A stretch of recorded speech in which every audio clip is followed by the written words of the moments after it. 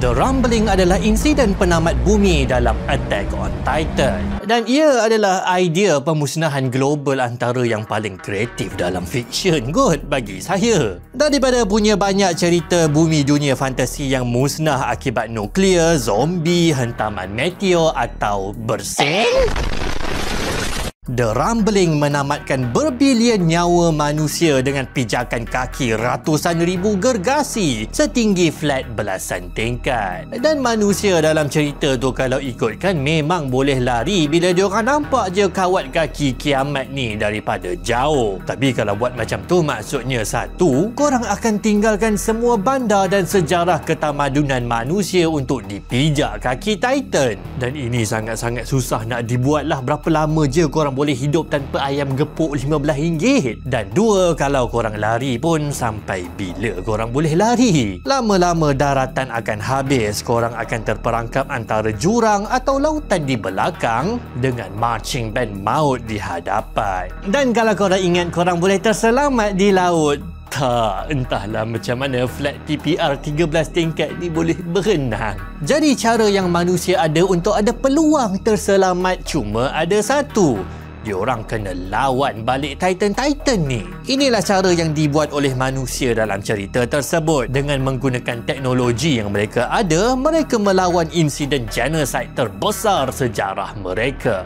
Namun teknologi dunia pada waktu tu yang sezaman dengan teknologi pada zaman revolusi industri pertama kita, iaitu dalam lebih kurang abad ke-18, memang langsung tak ada can nak menyaingi The Rumbling. 80% manusia atau lebih kurang 1.6 bilion populasi dunia maut dipijak Titan dalam hanya beberapa hari. Senario ni memang sangat menakutkan dan dahsyat lah. Tapi kita terfikir juga kan, apa jadi kalau The Rumbling tu berlaku di dunia zaman moden kita? Dengan teknologi zaman revolusi industri keempat zaman sekarang lah. Bolehkah kita tumpaskan The Rumbling? Untuk tu pertama sekali kita kena ta'aruf dululah dengan bakal musuh kita. Sekuat dan sebanyak mana Titan yang kita kena tumpaskan? Dalam cerita asal sendiri, berapa bilangan kolosal Titan yang membentuk The Rumbling ini tak jelas. Geng propaganda anti-Titan kata jumlahnya berjuta-juta. Mamat kepala utama The Rumbling kata jumlahnya beribu-ribu je. Jauh berbenar beza ribu dengan juta weh. Orang nak buat menantu jutawan, bukan menantu ribuan. Kalau penulis cerita tu sendiri bagi tahu tak jelas, rasanya kita kena kira angka sendirilah berapa jumlahnya. Bilangan jumlah Titan Colossus The Rumbling boleh dikira dengan kita kira berapa jumlah Titan yang membina tembok yang mengelilingi kerajaan Eldia di Pulau Paradis. Tak, bukan Titan tu dia bina tembok. Tak, bukan tembok tu dibina oleh Titan. Tembok tu adalah Titan. Dalam tembok tu adalah beribu-ribu, beratus, berjuta ke Titan. Kalau korang korek lubang pada tembok tu, korang akan nampak Titan kolosal yang tersembunyi. Titan-Titan dalam tembok inilah yang digunakan dalam Rumbling. Harap-harap tembok rumah aku tak ada apa-apa humanoid yang tersembunyi. Kalau ada, aku nak suruh dia bayar sewa. Sewa sekarang mahal. Jadi kita kira berapa banyak bilangan Titan dalam tembok, kita tahu keseluruhan Titan The Rumbling. Macam mana nak kira? Tembok-tembok ini bentuknya bulat dan sebenarnya kalau kita bentangkan ukur lilit bulatan, kita akan dapat garis lurus. Daripada garis lurus tu, kita bolehlah kira berapa banyak bilangan Titan bila kita bentangkan diorang dalam satu garisan lurus kan. Jadi kalau kita kira berapa panjang ukur lilit tembok, kita bolehlah tahu berapa bilangan kolosal Titan. Macam mana nak tahu ukur lilit bulatan? Pertama sekali kita kena tahulah berapa jarak jejari bulatan, iaitu dari pusat bulatan sampai ke garisan luar bulatan. Dan ini nasib baik, jejari bulatan dibagi tahu sendiri oleh penulis. Bulatan pertama berjejari 250 km, bulatan kedua 380 km dan bulatan ketiga yang paling besar 480 km. Ha? Tembok dengan jejari 480 kilometer? Weh, tak masuk akal langsung. Tolong! Tembok tu lagi besar dari Malaysia. Siap boleh keliling negara kita sampai masuk ke Indonesia. Aku ingat serangan Titan waktu awal-awal cerita tu, diorang cuma musnahkan kawasan sebesar Kampung Baru KL je. Tapi tak. Rupanya saiznya sebesar 3 ke 4 negeri-negeri Malaysia. Dan kalau tanah punya besar sebesar negara ni, macam mana penduduk dia boleh kebuluh tak cukup sumber sampai kena korbankan dengan Titan? Jadinya aku syak penulis ni memang dia tibai je main letak nombor untuk bagi kesan dramatik tanpa fikir logik ke tak. Tapi tak apalah, abaikan semua tadi tu, anggap je lah nombor yang dia bagi tu tepat menggambarkan realiti sebenar. Untuk kira ukur lilit, kita darabkan 2 dengan pi dengan jejari. Jadi kita dapat ukur lilit untuk 3 tembok. Kita tambahkan untuk tahu jumlah keseluruhan kepanjangan tembok dalam 6,974 km.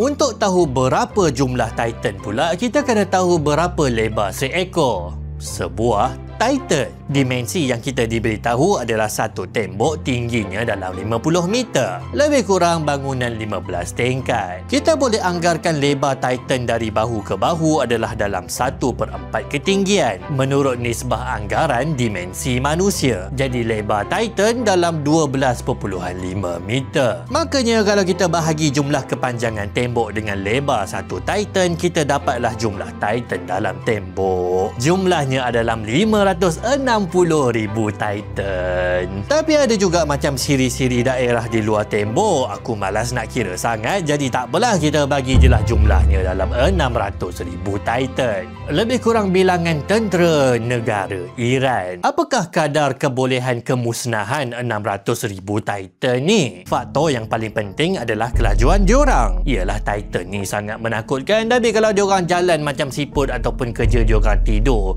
18 jam sehari, banyaklah peluang manusia nak bersedia lawan balik. Malangnya diorang sebenarnya sangat laju. Dalam cerita, mereka diukur lebih laju daripada kuda yang memecut, iaitu dalam 40 ke 56 km sejam. 50 km sejam taklah laju sangat, di bawah had laju lebuh raya. Polis pun tak tergamak nak saman diorang. Tapi ingat, Titan ni diorang tak berhenti mana-mana R&R. Diorang tak berhenti buang air besar. Tak boleh bayang betapa besar hasil buangan diorang. Dengan kelajuan 50 km sejam itu, Titan terus berjalan tanpa henti. Bermakna dalam satu hari, mereka boleh memusnahkan laluan berjarak 1,200 km.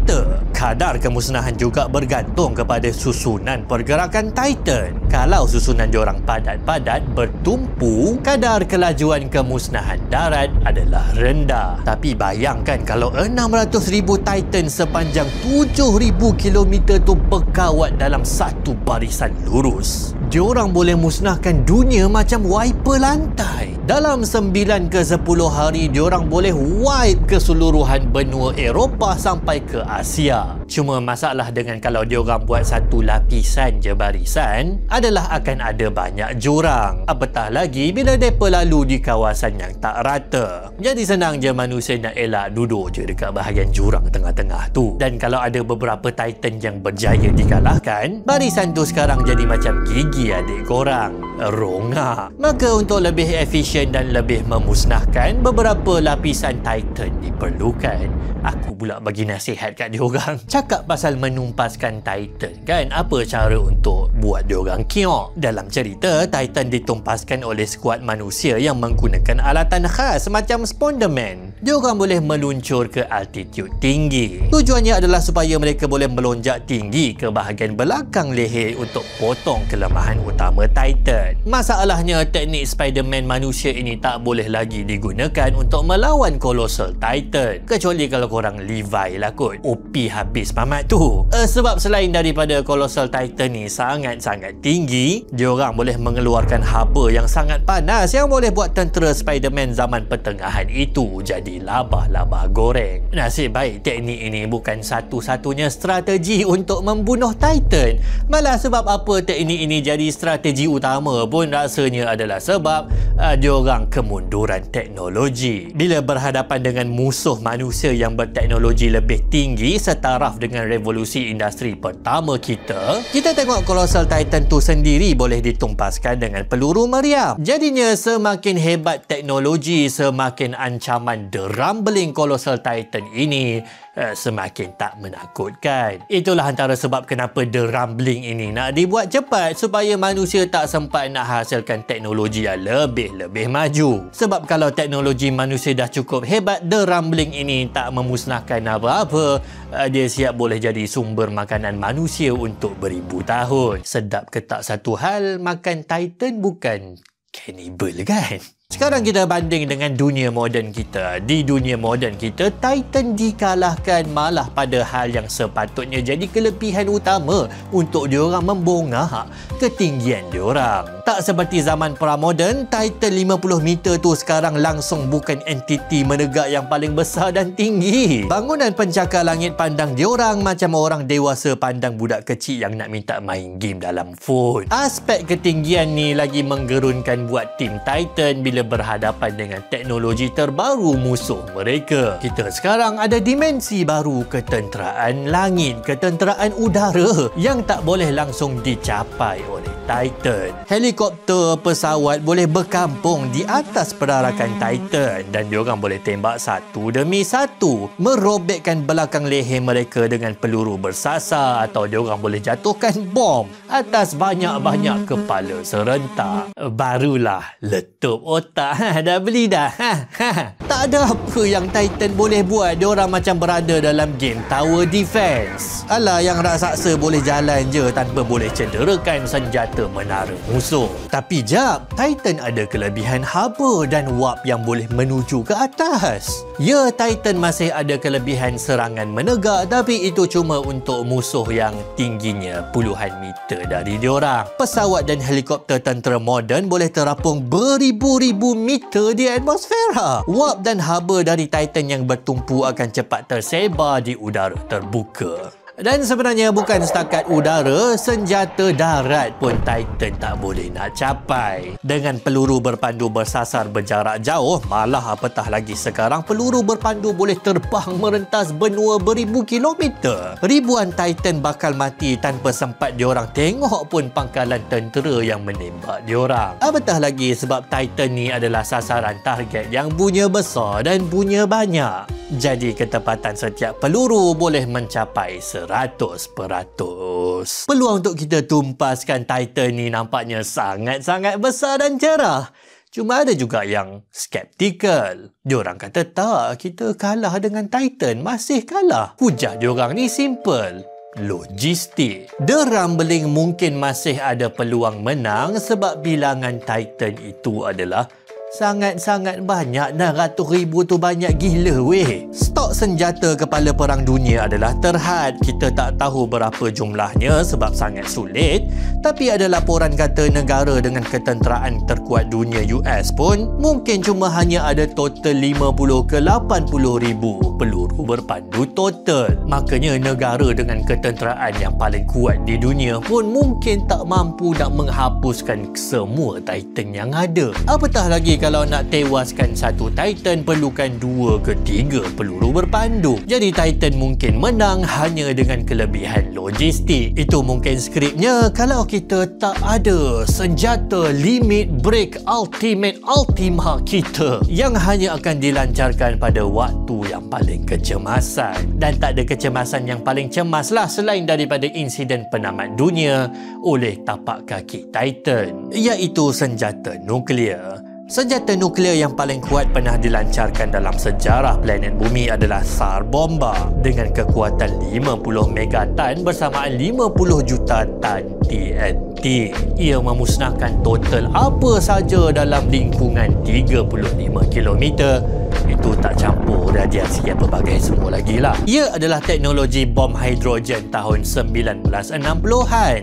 70 tahun selepas itu, kita tak tahu betapa dahsyatnya senjata pemusnah manusia yang dicipta yang hanya tunggu untuk dilancarkan. Dunia miliki 13,000 senjata nuklear. Total keseluruhan senjata-senjata ini bukan saja boleh menamatkan The Rumbling Sadaqallahul Azim, tetapi juga boleh menamatkan riwayat semua kehidupan di planet bumi. Tapi ini ironi sebab tujuan asal The Rumbling ini memang adalah untuk genocide, membunuh sebanyak mungkin hidupan manusia di planet bumi.